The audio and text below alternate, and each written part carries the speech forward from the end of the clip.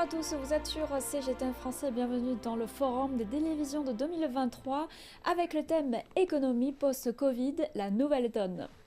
Et nous allons en parler avec nos invités en ligne, Carole Gabé, présidente et fondatrice de Solidarité Covid français de Chine, Nasser Bouchiba, président de l'association de coopération Afrique-Chine pour le développement, et aussi un commentateur de CGTN. Laurent Granzi, Capt, senior vice-président chez China Rice Financial Holding Investment Corporation, et Sébastien Peremoni, expert des questions internationales chez l'Institut Schiller France, et Moundir Sajad Bécharé, politologue et écrivain français. Sui Bing, spécialiste en relations internationales, et Omar Ndiaye, journaliste du quotidien national sénégalais Le Soleil, et Pierre Chomette, journaliste camerounais chez Sopecam. Merci à vous tous d'être avec nous et nous vous invitons également à participer à notre discussion en envoyant des messages via nos réseaux sociaux. Selon l'OMS, depuis le début de la Covid en 2019, plus de 200 pays dans le monde ont été infectés et nous sommes maintenant entrés dans l'ère post-épidémique et la Chine a passé son objectif de prévention des infections à la protection de la santé et à la prévention des symptômes graves. La Chine a décidé de lever certaines mesures et le ministère chinois des Affaires étrangères a réaffirmé qu'à partir du 8 janvier, les voyageurs internationaux pourront entrer en Chine sans avoir à se soumettre à une quarantaine et les tests acides nucléiques à l'arrivée seront également supprimés. Monsieur Guanzi, jusque-là, comment voyez-vous globalement les mesures prises par la Chine ? Bon, je crois que le sentiment de sécurité que nous avons connu depuis 2020 ici en Chine n'a pas trouvé d'égal ailleurs dans le monde. Les mesures prises pour contrôler le Covid, Omicron, se sont démontrées extrêmement efficaces. Preuve en est ce qui s'est passé depuis mi-décembre suite à la décision gouvernementale de déclasser le Covid Omicron. Donc, je crois que vu depuis l'extérieur, les mesures prises en Chine ont souvent été interprétées pas comme des restrictions de liberté personnelle, par une augmentation de contrôle, mais vues depuis l'intérieur, ces mesures de contrôle sanitaire quasiment journalières ont donné le sentiment que, en fait, les terribles pertes humaines qui ont été enregistrées dans certains pays européens aux États-Unis ne pourraient pas se reproduire ici. Donc, et ça a été le cas. Donc, pour répondre à votre question, je pense que les mesures prises par la Chine ont fait la sécurité sanitaire et ont permis aux entreprises et à leurs salariés de reprendre une activité économique pratiquement depuis le deuxième trimestre de 2020.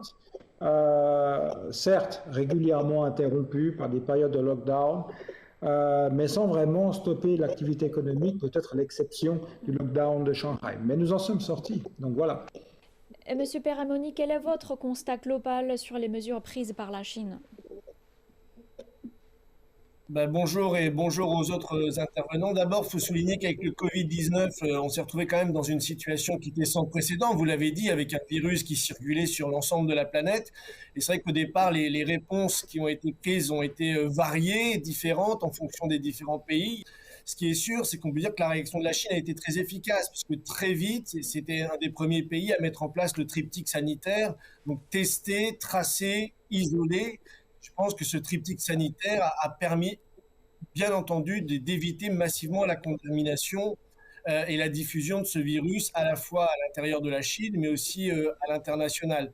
Donc on a vu que la Chine a pu maîtriser à l'intérieur de son pays la propagation du virus. Aujourd'hui, les restrictions anti-Covid qui rythmaient la vie des populations sont en train d'être levées. Les restrictions aussi au voyage, à l'importation et aux exportations. Donc, si on n'a pas de mauvaises surprises, je pense qu'on peut bientôt déclarer la fin de cette pandémie mondiale de Covid-19. Donc, c'est une bonne nouvelle.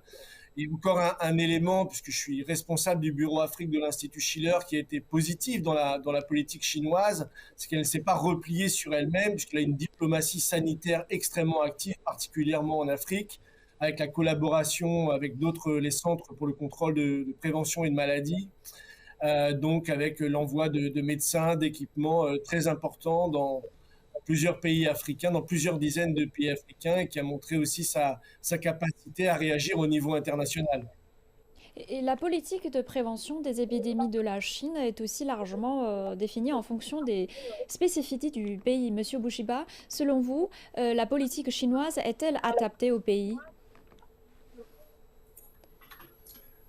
Durant la pandémie, la Chine a davantage institutionnalisé et rendu systématique la lutte anti-épidémique, ce qui lui a permis de perfectionner son modèle de prévention des épidémies.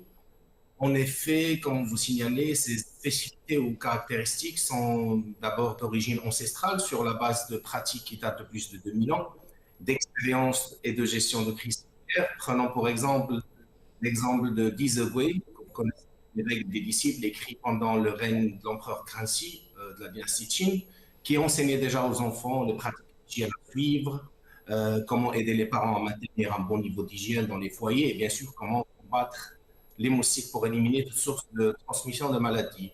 Par ailleurs, les Chinois, comme vous connaissez, sont connus pour recourir à la médecine traditionnelle chinoise, qui est, comme vous le savez, une médecine préventive par excellence. Toutes ces conditions historiques font que la Chine, comme vous l'avez mentionné, se caractérise par un haut niveau en matière de prévention et de lutte anti-épidémique. S'ajoutaient à cela les grandes réalisations du Parti communiste chinois, et ce depuis la fondation de la Nouvelle Chine en 1949. En effet, tous les gouvernements respectifs sous la direction du parti ont organisé d'importantes campagnes de prévention contre des maladies infectieuses graves telles que la peste et la variole, ce qui avait permis d'accumuler une riche expérience dans la lutte contre les épidémies et aussi préparer la population à être vigilante quant à l'éventuelle apparition d'une nouvelle pandémie. Au cours de cette pandémie, ce qui nous intéresse en tant qu'Africains, c'est le modèle existant qui a été perfectionné et qu'on pourra résumer en les étapes suivantes. Tout d'abord, le chef d'État qui avait défini la vision générale, qui est dans ce cas prioriser et la sécurité et le bien-être du citoyen, puis à travers des mécanismes de travail de coordination, ce qu'on appelait les consortiations à différents niveaux. Les tâches sont réparties entre tous les organismes impliqués dans cette lutte. Et enfin, les intervenants en première ligne, tels que les hôpitaux, les forces de l'ordre et les associations du quartier, ont appliqué des mesures spécifiques, détaillées, hautement efficaces et efficientes, non seulement en termes de prévention, mais aussi de confinement, diagnostic, de traitement et de distribution de produits de première nécessité. En conséquence, pour répondre à votre question, si le modèle chinois d'aujourd'hui est adapté aux caractéristiques de la Chine, la réponse est bien évidemment oui. Et c'est vrai que chaque nation a ses propres inquiétudes et sa manière de se protéger. Après la levée des restrictions sanitaires en Chine, les États-Unis et un nombre de pays européens ont décidé d'imposer des contrôles aux passagers en provenance de Chine. Monsieur Guanzi, quel est votre avis là-dessus? Bon, en préambule, je crois qu'on peut dire que le gouvernement chinois a déjà donné son opinion à ce sujet. C'est effectivement surprenant de voir que des autorités étrangères mettent en doute, sans aucune base scientifique, l'état de santé des citoyens du pays qui a dans les faits géré cette crise de la façon la plus efficace dans le monde. On ne va pas rappeler les taux de décès depuis 2020 jusqu'à aujourd'hui, l'évolution, la différence des taux qu'il y a eu entre le monde, les grandes nations comme les États-Unis, l'Allemagne et la Chine. Je crois que la décision du 26 décembre dernier de déclasser en catégorie B le virus a eu pour conséquence effectivement de lever toutes les mesures de contrôle statistique au niveau national. Et puis, suite à décision, dans tout le pays, on a connu une vague de cas asymptomatiques très importante qui semble, dans cette première semaine de janvier, déjà presque derrière nous. Donc, je pense que, pour répondre à cette question, je pense que les gouvernements étrangers communiquent d'une façon erronée, pas envers le gouvernement chinois, mais surtout envers les citoyens chinois, les citoyens qui vivent en Chine, et que je pense que ces restrictions de circulation sont plus liées à d'autres motivations que la préoccupation scientifique elle-même. Je pense que IATA a fait un commentaire très intéressant en parlant de politique scientifique. Donc voilà. Je pense qu'il y a une crainte aujourd'hui, alors que beaucoup de pays ont eu de la peine à maîtriser ce virus. Il y a une volonté d'essayer de faire croire que ce virus peut repartir depuis la Chine dans le monde, ce qui est faux, parce que ce qu'on est en train de vivre ici, justement, elle va, comment dire, dans le bon sens. Donc voilà. Madame Gabé, pour vous, est-ce une politique opportune? Et parce que nous pensons désormais à améliorer les échanges internationaux, mais il semble qu'on n'est pas encore en mesure de relâcher la prévention et le contrôle.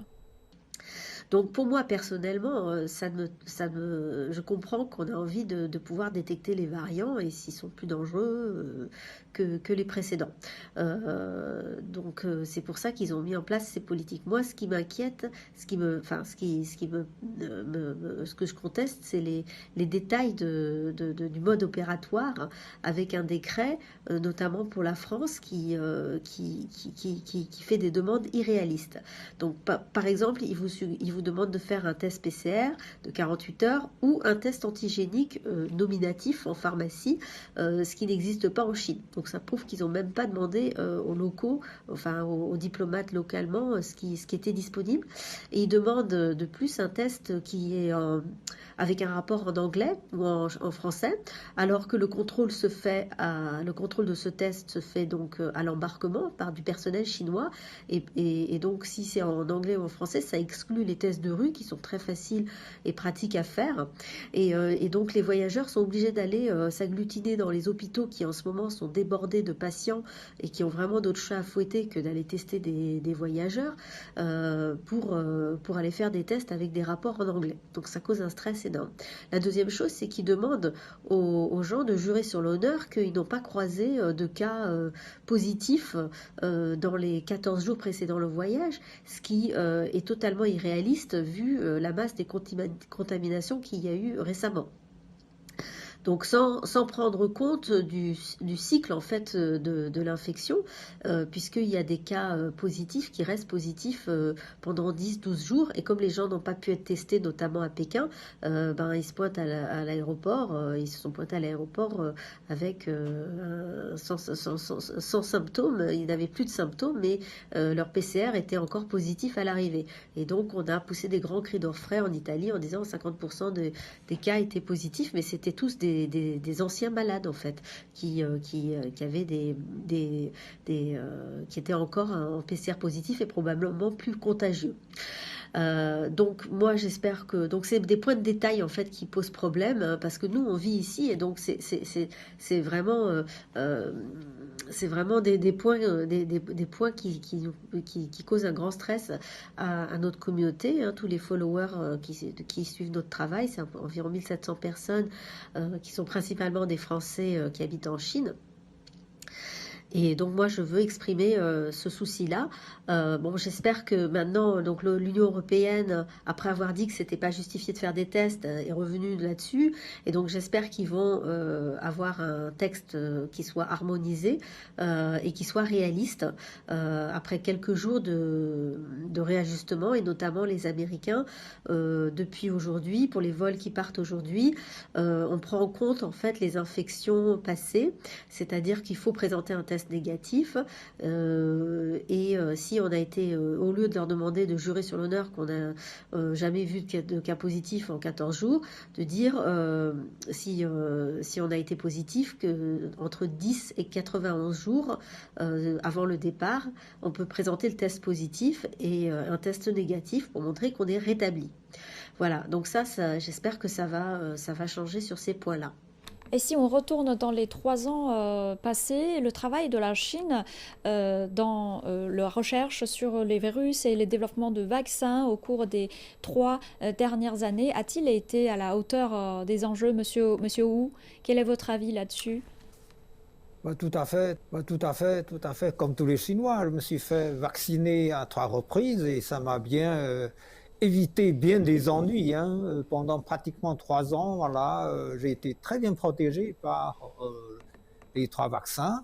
Alors, je me suis déplacé quand même parce que j'évite de faire des déplacements inutiles, mais quand même des fois, il faut que je me rende dans ma région pour voir ma mère, par exemple, et à chaque fois, je prends le train ou je prends la voiture, et il suffit de respecter les mesures exigées par les autorités, eh bien, il n'y a aucune inquiétude.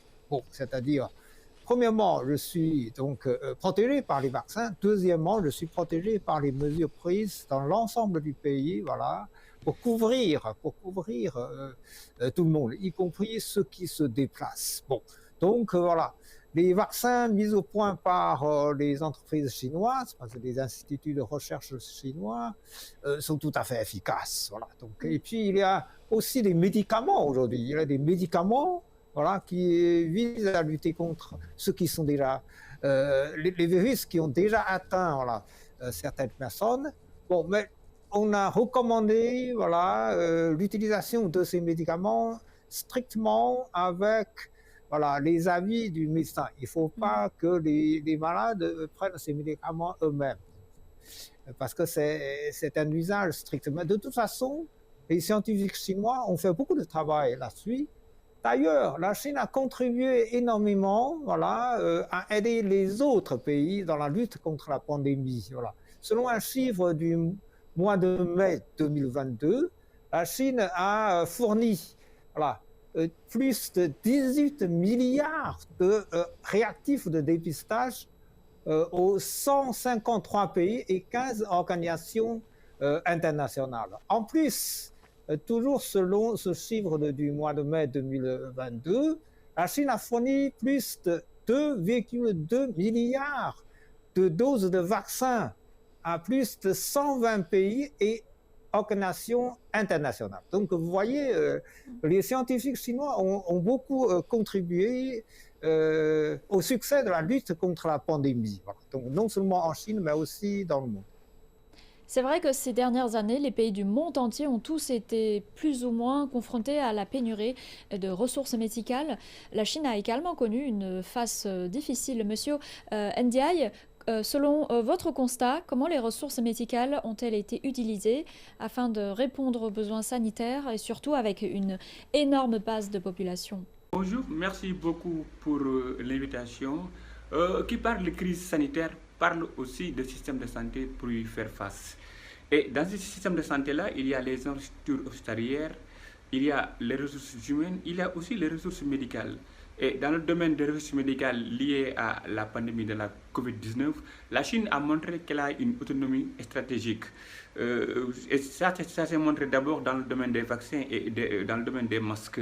La Chine a même utilisé ces ressources médicales, à savoir les vaccins et les masques, dans sa diplomatie pour vraiment faire une projection diplomatique vis-à-vis de beaucoup de pays et par rapport à ces vaccins et à ces masques.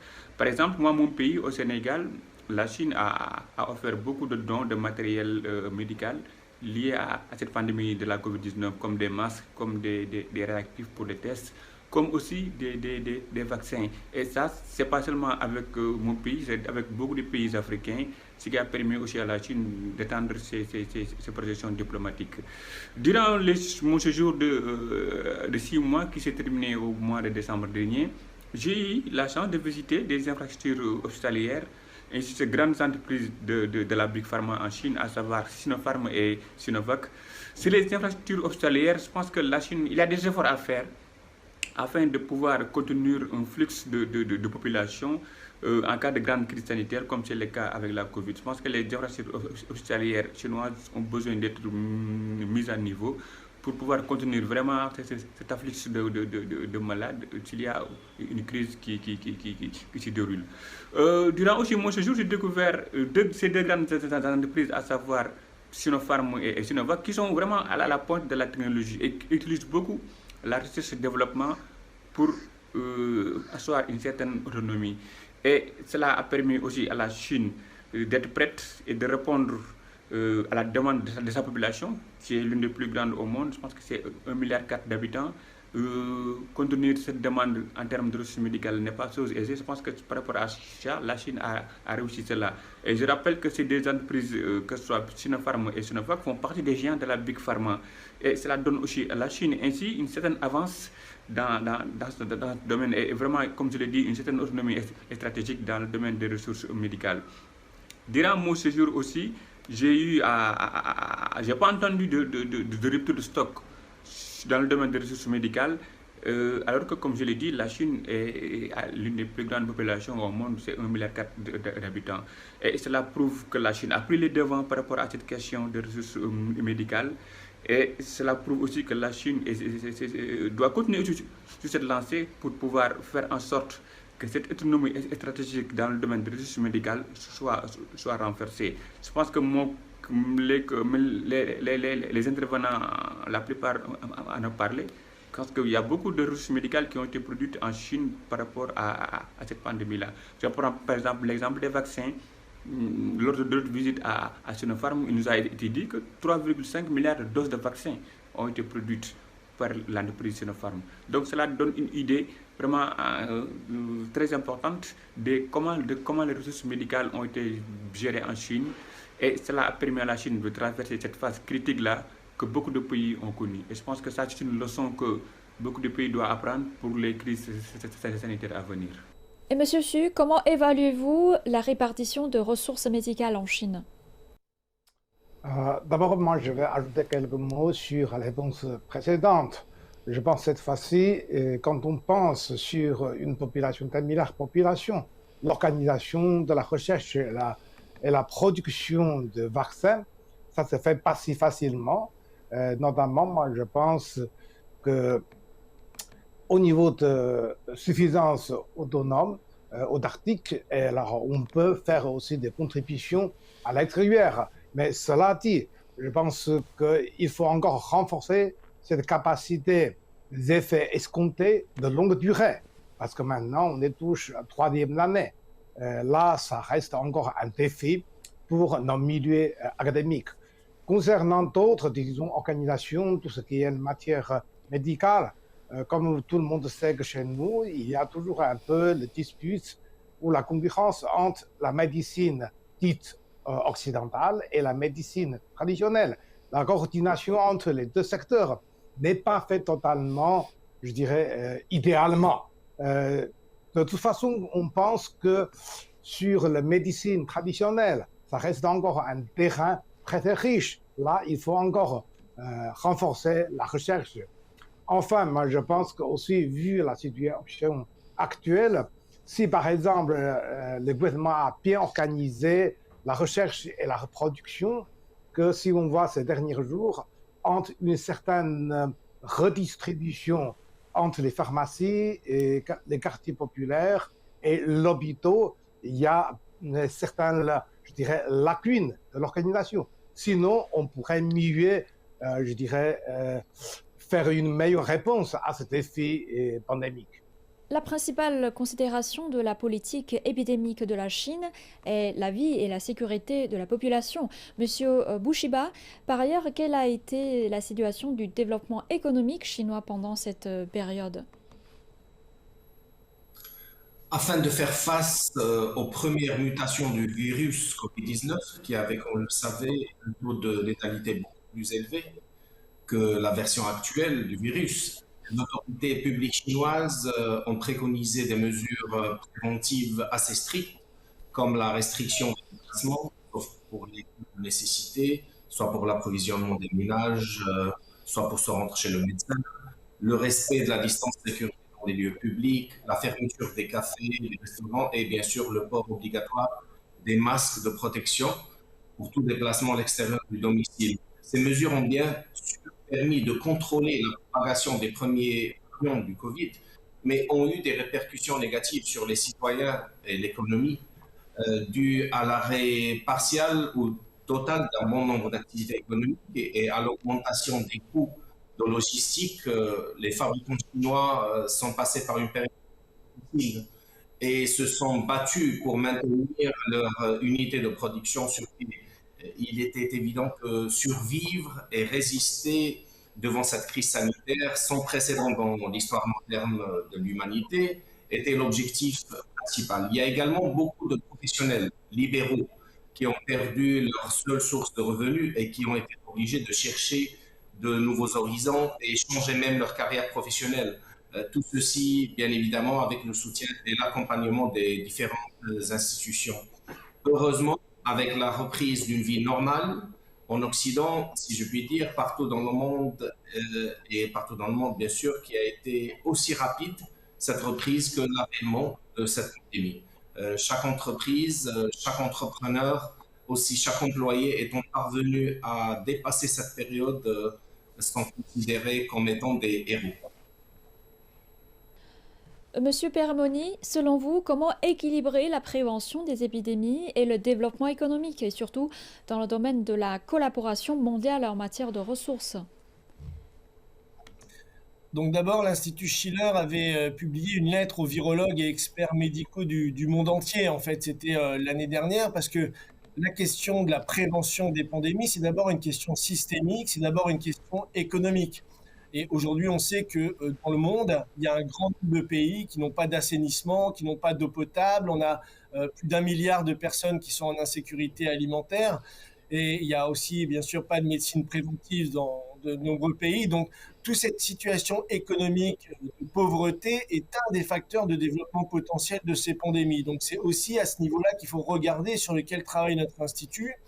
Et le deuxième point qui avait été fait dans cet appel, et c'est un petit peu ce qui est en train de se mettre en place un petit peu avec les fameux centres de contrôle et de prévention des maladies, c'est-à-dire de pouvoir mettre en place dans chaque nation du monde, si vous voulez, un système de santé publique moderne, efficace, qui permet de répondre rapidement en termes d'efficacité, de logistique, de nombre de lits suffisants, etc. Et donc, c'est vrai que je pense qu'en termes de prévention, c'est de ça dont le monde a besoin aujourd'hui, c'est-à-dire d'une coopération internationale pour que se mette en place un système où il n'y ait plus ces pénuries d'eau potable, plus cette pauvreté, plus ces manques d'électricité ou autre, et qui permet justement d'être résilient en fait par rapport aux pandémies qui peuvent surgir.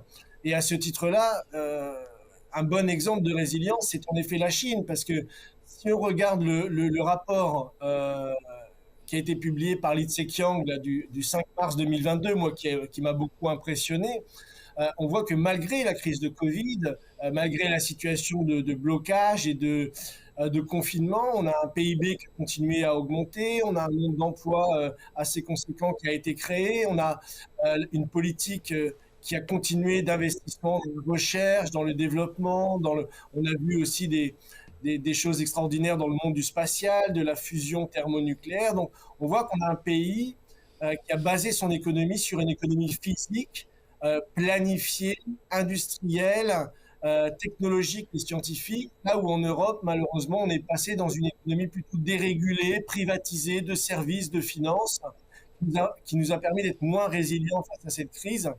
Je pense que la question de l'économie physique, le développement, les infrastructures, la recherche, la science et la technologie, qui est le pari de la Chine, aujourd'hui est un moyen de pouvoir, je dirais, faire face, de mieux gérer les ressources, et par cette politique de développement international, de faire face aux prochaines pandémies si jamais elles devaient arriver. Et Monsieur Guanzi, quels sont vos constats en Chine lorsqu'il s'agit des opérations urbaines dans le pays? Premier abord, je dirais que le nouveau planning urbain en Chine met la qualité de vie des résidents au centre de son concept. C'est une évolution qui est clairement visible pour ceux qui sont à Beijing, par exemple, à mesure de se déplacer dans les différents quartiers de la capitale qui ont été bâtis à des époques différentes. On pourrait également parler des programmes de restauration des anciens quartiers et autres reliques architecturales. Mais si on reste dans le sujet pur du Covid, Omicron, on peut constater qu'en fait, il y a une prise de responsabilité dans les entités de gestion des résidences envers les habitants pour assurer la sécurité sanitaire générale. C'est ainsi que c'est assez intéressant de voir que s'ajoute à la nouvelle gestion des déchets, la fameuse Ladji Fenley, s'est ajoutée la gestion sanitaire des lieux communs. Et cette gestion sanitaire apporte un sentiment, un sentiment supplémentaire de sécurité. Je crois que ce planning urbain va un peu dans le sens de ce que le président Xi Jinping veut, c'est-à-dire que les nouveaux concepts doivent répondre à des exigences de haute qualité et créer des benchmarks pour le développement d'une nouvelle ère. Donc, je pense que le planning urbain est effectivement un élément clé pour le futur et pour les préventions des futures crises sanitaires qui certainement vont arriver, comment dire, peu importe leur nom, en Chine et dans le monde. Comment dire. Donc oui, le planning urbain est un élément clé de la future maîtrise, de la maîtrise actuelle, de la future maîtrise de la santé des résidents. Voilà. La stabilité est un point clé pour l'économie d'un pays. Monsieur Chemette, quels sont les résultats en termes de stabilité de l'approvisionnement et de stabilité de la chaîne industrielle en Chine ces dernières années? Merci madame. La stabilité économique d'un pays reste effectivement un élément très important. Et en la matière, la Chine, il faut le dire, malgré le contexte du Covid-19, malgré le défi lié au Covid-19, depuis ces 3 dernières années, offre un très bel exemple à l'ensemble de la communauté internationale avec son économie qui reste globalement résiliente. L'économie chinoise a construit des bases de développement très solides. Ces bases de développement sont telles que la survenue du Covid ces 3 dernières années n'a pas véritablement ébranlé le dynamisme de l'économie chinoise. En 2021, par exemple, la Chine a réalisé un score très appréciable en termes de taux de croissance, allant jusqu'à 8,1%. C'est quelque chose de très important. Et en 2022, c'est a continué avec un taux de croissance en glissement annuel sur les 9 derniers mois de l'année 2022, légèrement au-dessus de 3%. C'est quelque chose de très important. Et il faut dire qu'en Chine, les approvisionnements continus est très important encore. La Chine, l'économie chinoise en 2022, par exemple, a contribué à hauteur de 18,5% à l'économie mondiale. Je crois que ce chiffre est très important à souligner parce que la Chine ne produit pas seulement pour elle-même en tant que deuxième puissance mondiale. La Chine pense aussi au reste de la communauté. Donc avec un taux de contribution de 18,5% à l'échelle mondiale, c'est important. Et en ce qui concerne le commerce, la Chine a contribué à 11% en 2022 aux transactions commerciales à l'échelle internationale. C'est donc un fait qu'il faut souligner à grands traits. Notons également que la Chine, en ce qui concerne les approvisionnements, ne se contente pas seulement de satisfaire ses propres besoins. Pour le cas de l'Afrique, en 2021 par exemple, les approvisionnements chinois qui sont arrivés en Afrique sont évalués à plus de 400 milliards de dollars. C'est un score, c'est un chiffre très très très appréciable. Je pense que l'économie chinoise reste debout, elle reste résiliente et grâce au développement de la technologie, le Covid en cours n'affecte pas beaucoup cette économie parce que les populations font recours aux échanges en ligne, aux transactions en ligne, et ce qui fait que les choses, le dynamisme économique reste globalement satisfaisant, globalement stable. Je vous remercie. Monsieur Hu, qu'a fait la Chine pour stabiliser l'économie mondiale au cours de ces 3 dernières années difficiles? En effet, en tant que deuxième économie du monde, la Chine a beaucoup fait pour contribuer au redressement ou à l'amélioration de la situation économique du monde. Bon. Alors, prenons l'exemple de 2021, parce qu'on n'a pas encore les nouveaux chiffres pour 2022. Mais 2021, c'est significatif, puisque c'est l'année suivante du début de la pandémie. Bon. Alors, cette année-là, c'est-à-dire en 2021, l'économie chinoise a connu une croissance de 8,1%. Alors, donc, le volume économique du monde représente cette année-là 18% du volume mondial. Et la contribution de la Chine à la croissance mondiale, c'était 25%. Vous voyez, bon, je suis sûr que pour l'année 2022, lorsque nous aurons les chiffres, ce sera un chiffre tout à fait comparable à l'année 2021, parce que la Chine a toujours fait des efforts. Sinon, un chiffre meilleur. Bon, alors, déjà, on a eu quelques chiffres partiels pour 2022, c'est-à-dire pour la première moitié de l'année 2022. Voilà. La croissance économique, c'était de 2,5%. Donc, ça a quand même augmenté malgré la poursuite de la pandémie. Et puis, à propos surtout, voilà, du commerce extérieur, voilà, pour les 11 premiers mois de l'année 2021, le volume du commerce extérieur de la Chine a augmenté de 8,6%. Alors, donc, c'est tout à fait remarquable. Bon, alors, surtout l'importation des produits étrangers en Chine pour les 11 premiers mois de 2022 a augmenté de 4,6% quand même. Donc, vous voyez, c'est tout à fait respectable. Alors, donc l'économie chinoise, voilà, reste assez solide, ce qui permet non seulement de répondre aux besoins domestiques, mais aussi d'absorber, voilà, aussi une capacité d'exportation du reste du monde. Bon. Alors, selon un récent chiffre, voilà, pour les 11 premiers mois, toujours, de 2022, alors, l'industrie de la Chine, voilà, a connu une valeur ajoutée de plus de 3,8%. Donc, c'est tout à fait remarquable si on tient compte de la situation pandémique. Bon. En tout cas, voilà, la Chine fait beaucoup pour le reste du monde. Je vais vous donner un autre exemple qui est typique, c'est-à-dire, durant déjà 4 années consécutives, la Chine organise, c'est-à-dire chaque année, une exposition d'importation internationale, uniquement pour importer des produits venant du reste du monde.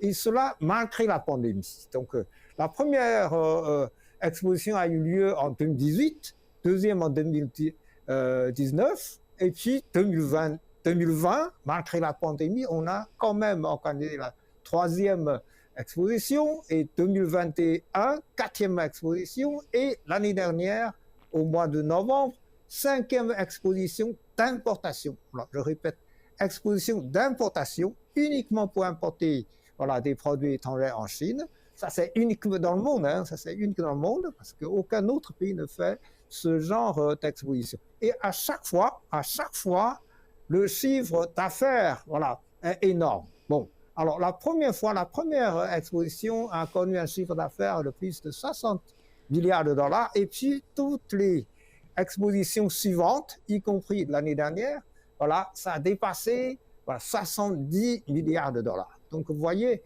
voilà, c'est effectivement quelque chose de très positif pour le commerce extérieur et pour le reste du monde, hein, parce que la Chine, donc, c'est en tant que deuxième économie du monde, voilà, absorbe la capacité d'exportation du reste du monde, et évidemment, c'est profitable aux consommateurs chinois aussi. Ce n'est pas, voilà, quelque chose qui profite uniquement aux autres pays, c'est gagnant-gagnant. Ça profite aux consommateurs chinois qui donc peuvent bénéficier des produits de bonne qualité venant du reste du monde. Donc voilà, je vous donne tout ce genre de chiffres pour montrer que voilà, la Chine est étroitement liée au reste du monde. Voilà, la Chine, quand elle se développe, voilà, elle contribue aussi, voilà, à l'amélioration de la situation économique du monde. Je vais vous donner un autre chiffre qui est intéressant, c'est-à-dire durant les 3 jours de vacances, voilà, du Nouvel An, voilà, c'est-à-dire il y a quelques jours, voilà, le tourisme domestique en Chine s'est considérablement développé par rapport à la période précédente, voilà, à cause de la pandémie, grâce à l'ajustement, voilà, au réajustement de la politique de prévention, eh bien, cette fois-ci, beaucoup de voyageurs chinois se sont déplacés à l'intérieur du pays. Voilà. Le chiffre, c'est il y a eu plus de 52 pratiquement 53 millions de déplacements pendant 3 jours. Donc, alors, si je cite ce chiffre, c'est pour vous dire que les Chinois ont toujours envie de voyager dans le reste du monde. Voilà. Donc, avant la pandémie, il y a eu plus de 150 millions de Chinois, c'est-à-dire en 2019, plus de 150 millions de Chinois ont voyagé dans le reste du monde. Donc, je pense qu'avec l'amélioration du problème de cette pandémie, lorsque le tourisme se développe sur le plan international, et puis on verra beaucoup de Chinois qui vont voyager dans le reste du monde, et ça va contribuer également au redressement économique du monde. Merci beaucoup pour la question. Je pense que l'économie chinoise a montré à la fois des signes de résilience et des signes de résistance, malgré les 3 ans de fermeture. Donc, preuve qu'elle a vraiment tenu le coup, l'économie chinoise a tenu le coup. Là où des grands pays comme l'Allemagne, qui est la locomotive de l'Union européenne, a connu la récession, à ce moment-là, l'économie chinoise n'a reculé que de quelques points. Ça, c'est la preuve qu'elle a des capacités solides de résistance et de résilience, du fait que ses fondamentaux sont solides, ses fondamentaux économiques sont solides. Je rappelle aussi que la mer de Chine méridionale est l'une des voies maritimes les plus empruntées au monde, du fait que beaucoup de chaînes logistiques d'approvisionnement s'y trouvent, beaucoup de chaînes d'exportation s'y trouvent. Donc forcément, quand il y a eu les restrictions, forcément il y a eu des ralentissements. Mais la Chine a fait de telle sorte que ces ralentissements-là soient minorés, que ces restrictions-là n'impactent pas sur ces chaînes d'approvisionnement logistique mondial. Juste des chiffres, en 2021, le PIB de la Chine représentait 18%, 2,5% de l'économie mondiale, soit une augmentation de 7 points au cours de ces dernières années. Et son commerce extérieur de marchandises représentait 13% du total mondial. Donc la Chine est devenue un partenaire commercial majeur de plus de 140 pays et régions du monde et occupe un rang important dans le volume des échanges de marchandises. Avec plus de 200 accords de coopération signés dans le cadre de l'initiative The Belt and Road, ou bien la route et la ceinture, et des trains de marchandises, la Chine a fait de telle sorte que beaucoup de destinations européennes ou même asiatiques soient atteintes. Donc la Chine a joué un rôle irremplaçable dans les chaînes industrielles d'approvisionnement mondial et a servi de moteur de reprise économique au cours de ces 3 dernières années sur fond de pandémie. Je rappelle aussi quelques chiffres, c'est-à-dire, par exemple, les échanges entre la Chine et l'Afrique ont connu un bond important au cours du premier trimestre du mois de 2021. Preuve que cette croissance de la Chine, elle est partagée avec beaucoup de régions du monde, avec beaucoup de pays du monde, du fait des interactions commerciales et même économiques qu'il y a eu durant ces périodes-là. Donc, moi, je pense que la Chine a joué un rôle important. Sa place de deuxième rang au plan mondial de l'économie a fait qu'elle a tout fait pour que l'économie mondiale ne subisse pas les contre-coups de cette crise de la pandémie. Monsieur Bécharé, après l'ajustement de la politique chinoise, quelle industrie pensez-vous en bénéficieront davantage et quel rôle jouera-t-il dans la reprise économique ? Très bien. Alors que mon collègue M. Perimoni avait mentionné un peu le squelette macroéconomique de la Chine par rapport à sa planification et une comparaison du coup avec l'Union européenne qui est plus dans un processus de privatisation. Toutefois, je voudrais plus le voir d'un côté plus anatomique. Si on regarde où est l'Europe, si on veut se concentrer en tout cas sur ce modèle-là, qui est peut-être l'un des modèles plus avancé économiquement parlant, l'Europe entre dans un processus de green economy, écologie comme vision et un soutien économique important étatique par rapport à une remodélisation de la société et de l'économie vers une direction verte. Là, la Chine, en fait, rentre en intersection directe, donc tout ce qui est en rapport à l'industrie de manufacture par rapport aux panneaux solaires, solar panels, ou l'éolienne, toute cette technologie et sciences vertes, et là où ces vieux pays, entre guillemets, bénéficieront mutuellement de ce soutien écologique qui, encore aujourd'hui, reste en tout cas le meilleur endroit pour produire toutes ces technologies, ces produits. Ça, c'est un. Deux, on regarde sur le secteur du service, la Chine quand même représente 280 milliards de dollars en tourisme, et c'est là en fait où la Chine est le plus attendue. Tous ces vieux pays entre guillemets qui sont privatisés attendent en fait de recevoir cette nouvelle économie touristique chinoise. On pourrait dire la même chose pour les pays d'Asie du Sud-Est, pour le Japon, pour la Corée, qui ont été extrêmement dépendants du tourisme chinois dans les dernières 5 années. Donc ça, c'est par rapport au secteur du service. Enfin, si on veut regarder l'Afrique, là, on est dans un caractère beaucoup plus industriel et beaucoup plus vite. On est encore dans un processus d'infrastructure et de construction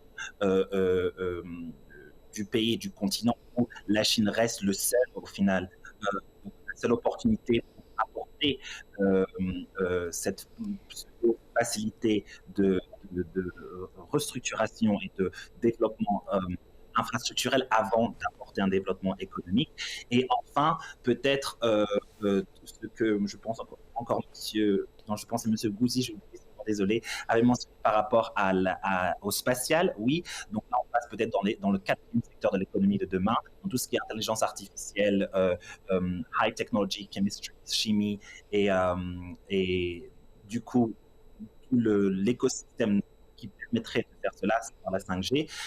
La Chine est au-delà d'un besoin, elle est réellement une nécessité, et peut-être également un microphone dans ce langage en fait d'une économie qui est en dehors en fait des continents et de la Terre. Et enfin, sachant que le climat actuel est très changeant et perturbant par rapport à la crise Ukraine-Russie, il y a une carence alimentaire et une carence d'accès aux grains pour tous les pays en développement africain. Là, peut-être, je regarde plus au niveau du secteur maïs, riz, etc., si éventuellement cela peut être utilisé comme substitution pour des pays qui étaient trop branchés sur les grains ukrainiens. Et nous venons d'entrer en 2023. Quelle perspective pensez-vous qu'il y aura dans le domaine de la coopération entre la Chine et l'Afrique ? Je reste convaincu que le partenariat entre les pays africains et la Chine sera et restera toujours d'actualité.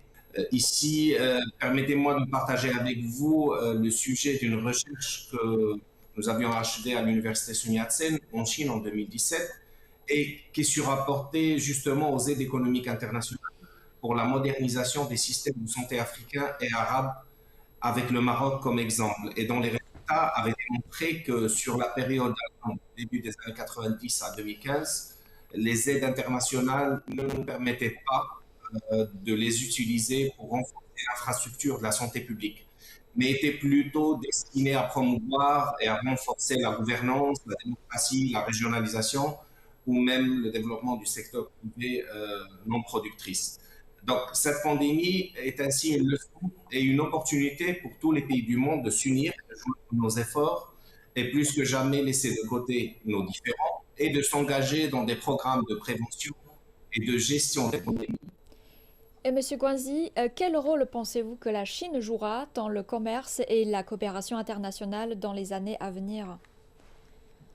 Bon, je pense que cette question a déjà trouvé réponse via les arguments de M. Wu. Certainement, la Chine va garder son rôle central.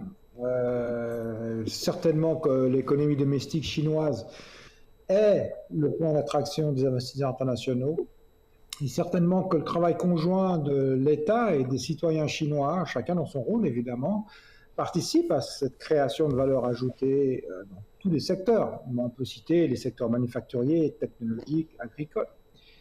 Ce qui concerne le marché international, M. Wu, là encore, a donné des arguments de poids. Moi, je dirais qu'en quelques chiffres, si on se tourne uniquement vers l'exportation, les exportations dans les chiffres touchent environ 260 millions de consommateurs, clients, dans le monde, dans plus de 190 pays, servant les intérêts de plus de 200 000 entreprises chinoises, justement, qui sont tournées vers l'exportation.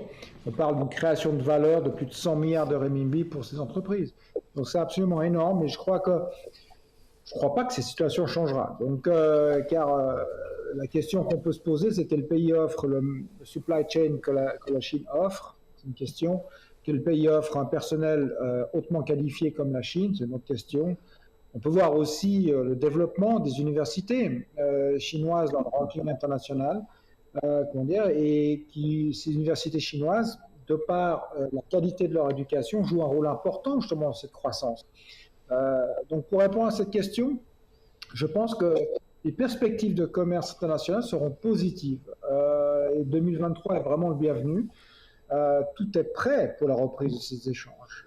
Je pense aussi qu'il faut mettre en avant Itailu, donc la ceinture et la route, qui joue vraiment un rôle fondamental dans ces relations intergouvernementales avec la Chine et d'autres pays, et offre aussi une sécurité d'intention de coopération entre les différents acteurs économiques chinois et internationaux. Je suis persuadé et je pense que le continent africain doit devenir encore plus prioritaire qu'avant depuis 2023. Je pense que le RCEP, donc le Regional Comprehensive Economic Partnership, va faire du marché asiatique la locomotive du monde. Et puis, il faut également souligner, parce qu'on n'en parle pas beaucoup, mais c'est des partenaires qui sont extrêmement importants, les acteurs économiques, les États musulmans du Moyen, du Proche-Orient, qui sont déjà très impliqués dans les opérations de commerce avec la Chine, notamment avec les provinces de l'ouest du pays. Donc, les perspectives sont meilleures qu'avant, je dirais, parce que, depuis 2020, la Chine n'a jamais vraiment arrêté de travailler.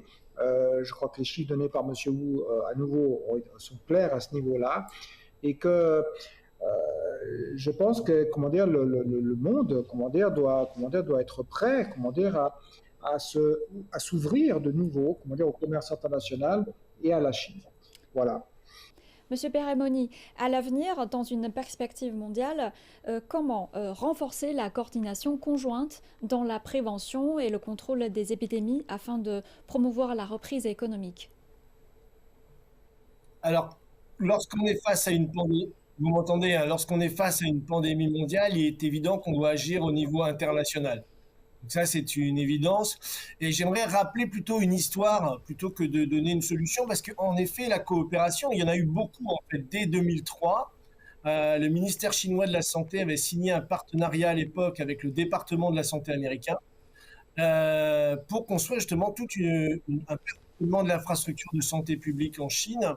Et à l'époque, les fameux CDC américains et le Centre national chinois de lutte contre la grippe avaient pu collaborer ensemble, justement développer une expertise technique aux États-Unis et en Chine pour faire face à l'époque à la grippe aviaire H1N1.